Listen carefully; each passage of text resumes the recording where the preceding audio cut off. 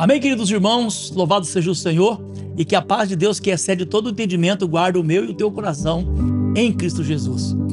Hoje o meu sentimento aqui é continuar, avançando dentro desse grande ensinamento da palavra de Deus, que é o Sermão do Monte. O Sermão do Monte, ele faz parte de um compêndio, de um grande grupo de ensinamento do Senhor Jesus. Não é que ele pregou só um dia, não, foi durante 3 anos e meio, e ele ensinou por várias vezes, e por várias vezes ele esteve nesse monte. Então não foi aquele sermão que ele pregou 110 versículos ali num dia só. Talvez tenha falado várias horas, mas o que nós temos aprendido com homens bastante sábio na palavra do Senhor, e você pode fazer pesquisa, você procurar homens do passado que deixou grande ensinamento para nós, e você pode consultar alguns comentários bíblicos, como de Hernandes Dias Lopes, e você pode procurar de Martin Lloyd Jones, que tem um comentário maravilhoso a respeito do Sermão do Monte. Você pode procurar também William Beckler, que traz um ensinamento tremendo, e você poderia pesquisar, porque aqui o nosso tempo é pequeno, nós queremos só trazer para você aí um pequeno entendimento da palavra do Senhor, como semear pensamentos para que nós possamos pesquisar e buscar de Deus, direto da fonte, Eu citei aqui esses autores, escritores, mas nós podemos pegar de primeira mão, Você vai pegar de primeira mão aqui, sem ruído da própria palavra do Senhor. E hoje o meu sentimento nessa semana é a gente avançar no Sermão do Monte. Nós aprendemos na semana passada, nós aprendemos que o Senhor Jesus, ele chama os seus 12 ali, bem próximo, apesar que tinha uma multidão que estava mais longe, e ele vai falar para os seus discípulos, e ele começa a dizer ali sentado, para aqueles que se aproximam, e ele começa a falar assim no versículo 2: bem-aventurados os pobres de espírito, porque deles é o reino dos céus.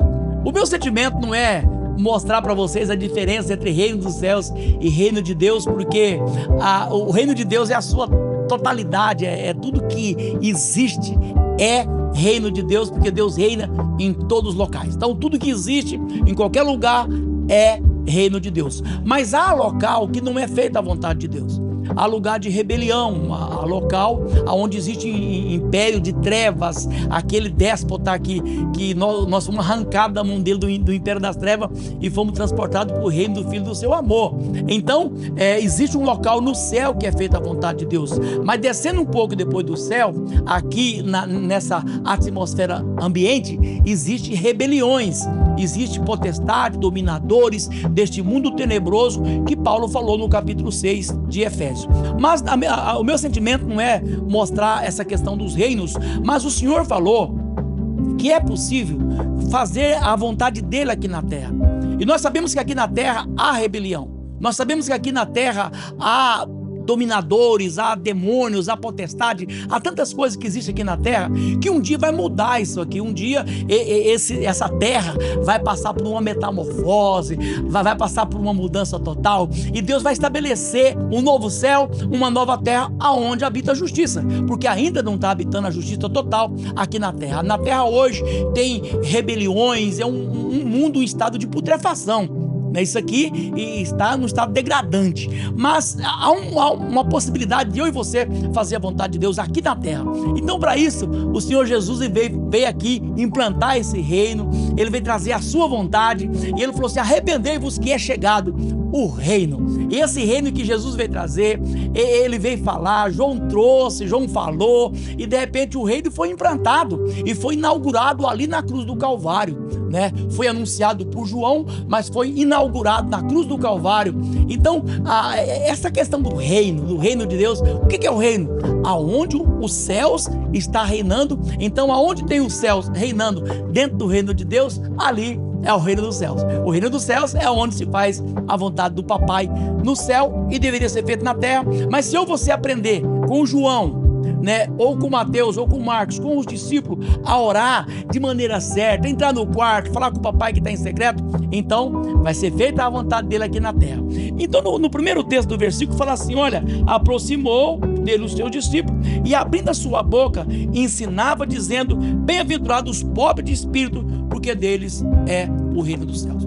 Esse abrir a boca de Jesus A gente pensa que abrir a boca, né, é você bocejar, é você abrir a boca para falar qualquer coisa. Não, esse abrir a boca aqui do mestre da Galileia, do Senhor Jesus, é ele extravasar, é ele falar daquilo que estava dentro, daquilo que ele veio fazer. Então ele vai falar, abrir a sua boca e começar a ensinar os grandes ensinamentos que ele vai deixar claro para nós. Se eu e você fizer a vontade de Deus, e temos aqui a base de ensinamento que é o Sermão do Monte. Então o Sermão do Monte, ele tem 110 versículos, mas logo no início tem 9 bem-aventuranças, e nós iremos falar a respeito delas. E logo no início ele vai falar na primeira bem-aventurança, que é os pobres de espírito.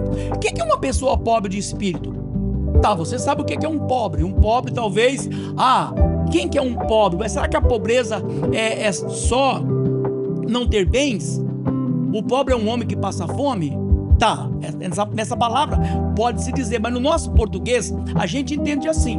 Mas a linguagem que foi escrita, a Bíblia Sagrada, ela vem lá do hebraico, tem o próprio aramaico que o Senhor Jesus falava, e tem o grego. E quando se traz esta palavra, pobre de espírito aqui, então ele vai usar uma palavra diferente. E essa palavra pobre de espírito, lá no original, no caso do grego, é makarios, que quer dizer assim, uma pessoa pobre de espírito, mas é uma pessoa de um espírito aquebrantado, de uma pessoa de um espírito aniquilado, e é uma pessoa sem influência, uma pessoa sem prestígio e uma pessoa sem reconhecimento. Mas vem cá, será que se tornar cristão é ser sem prestígio? É ser sem conhecimento, sem ser reconhecido? Não, o que ele quer dizer é quando eu e você entramos numa situação de obediência e submissão ao Senhor, de maneira que eu e você já não somos mais influenciados, ou a minha conduta e a tua não é por causa do prestígio, não é por causa do reconhecimento e nem da influência. Então, quando você não é prestigiado, quando você não é reconhecido, você faz uma coisa bem feita, alguém não reconhece. Você faz uma coisa bem intencionada, mas não é prestigiado. Você não é elogiado. O teu nome não está escrito lá na faixa de inauguração. O teu nome não foi feito aí uma estátua para você. Você merecia medalha de ouro e não pegou nem a de bronze. Então é desse pobre de espírito. É quando eu entro num local de não querer ser mais reconhecido. E não importa mais se eu sou bajulado ou não. Não importa se eu sou reconhecido ou não. A questão que ele vai ensinar para nós é a respeito da humilhação. Mas não é a humilhação de eu me humilhar. Eu posso me humilhar sendo orgulhoso. Mas essa humilhação que ele está falando é quando eu sou humilhado e você é humilhado, e mesmo assim não reclamamos, não protestamos. E o Pedro vai aprender isso na sua carta, ele vai escrever, porque Pedro estava nesse dia do Sermão de Monte. Então Pedro vai escrever e falar assim, humilhai-vos debaixo da potente mão de Deus, para que no seu tempo ele vos exalte. Eu e você estamos aguardando a exaltação aqui nessa terra. Talvez não seremos reconhecidos, né? Talvez não vai ter uma rua com o meu nome, não vai ter um hospital com o teu nome, talvez não. Você vai passar na história e vai passar despercebido. Mas se Deus, o próprio Deus, no capítulo 2 de Filipenses, Paulo escreve que Jesus, sendo Deus, ele não tem por usurpação de ser igual a Deus, mas ele aniquila-se a si mesmo, descendo ao resto do chão, descendo até a morte, se humilha até a morte e morte de cruz. Aí eu pergunto, tem uma posição para um ser humano mais humilhante do que ser morto? Eu sei que você que está me vendo nunca morreu, né? Mas o dia que você chegar nessa posição é a posição de maior humilhação que existe. É os dias que você se perdeu tudo. Aí pode fazer o que quiser com você, você não reclama, você não protesta, você não xinga, você não vai pra rua gritar, você não vai murmurar, porque você é uma pessoa morta. Quando eu e você recebemos a Jesus, nós aceitamos essa mortificação da pessoa dele. Então, como caráter de introdução do Sermão do Monte, o que é uma pessoa pobre de espírito? É essa pessoa humilhada, que tem um espírito aquebrantado, mas que será exaltado, porque dos tais é o reino do céu. O dia que você se humilhar desta maneira, você vai começar a reinar em vida, aqui na terra. a gente vai perceber que a minha alegria não depende das coisas externas, não depende do que fala, do que diz. Aconteça o que acontecer, se o rio correr para cima ou para baixo, se tem vento, se não tem vento, se o meu candidato ganhou ou perdeu, eu não estou nem aí. A questão é, a minha alegria interna não depende das coisas externas. Jesus, falando no capítulo 16, versículo 22 de João, ele fala assim que ele ia dar para nós uma alegria que nós não iríamos perder mais. Essa alegria é a presença dele, é a alegria da salvação, é a alegria de servir o Senhor. Então você que me vê, você que me ouve, bem-aventurado é você.